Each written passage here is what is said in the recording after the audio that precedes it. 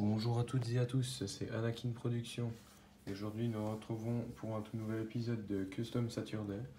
Donc aujourd'hui, je ne suis pas chez moi, je suis en vacances et du coup, j'ai pas tout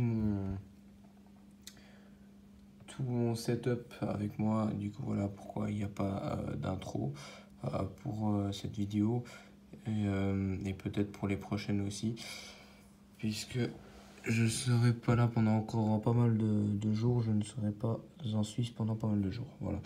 Du coup, ça va être un épisode assez spécial. Et du coup, on va tout de suite commencer avec ce custom. Voilà, désolé pour la qualité de luminosité qui est du coup très différente, hein.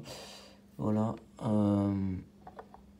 Donc du coup, nous avons là un custom. Bon, vous l'avez probablement reconnu.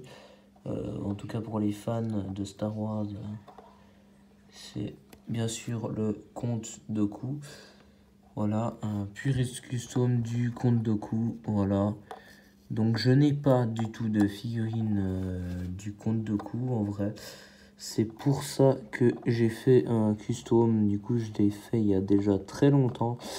Et je me suis dit que c'était l'occasion d'en faire une vidéo dédiée à lui. Voilà. Donc du coup, j'ai utilisé de simples jambes vierges, noires. Voilà. Donc voilà, comme ça, très simple. Des jambes noires. Un torse. Le torse, en fait, il vient de Red Skull, du personnage Red Skull de l'univers Lego Marvel, enfin plus précisément de Captain America, enfin de la franchise Captain America, voilà, enfin la trilogie Captain America, pardon, avec justement ce signe qu'on voit à l'arrière, mais que justement on voit pas parce qu'il est caché à cause de la cape brune de Jedi que j'ai mis dessus. Mais on peut voir que c'est un torse assez simple, mais malgré le fait qu'il n'y ait pas de chaîne, de petites chaînes ici, comme sur toutes les précédentes versions, enfin, comme sur toutes les versions officielles du Comte Dooku, officiel Lego, il a la petite chaîne là qui vient ici. Là, il n'y a pas de petite chaîne imprimée, mais voilà, ce simple torse noir avec une petite ceinture est quand même assez précis comparé à vos figurines officielles et surtout à ses apparences live action dans les films, mais aussi dans la série The Clone Wars. Voilà, du coup la petite cape brune qui vient d'une figurine Lego Batman, mais qu'on retrouve dans plusieurs sets, principalement Star Wars, parce que c'est premièrement apparu dans le thème Star Wars pour des figurines de Jedi comme Qui-Gon Jinn, Obi-Wan en tant que Padawan, et plein d'autres Jedi, voilà. Très simple petite cape brune, comme vous pouvez le voir.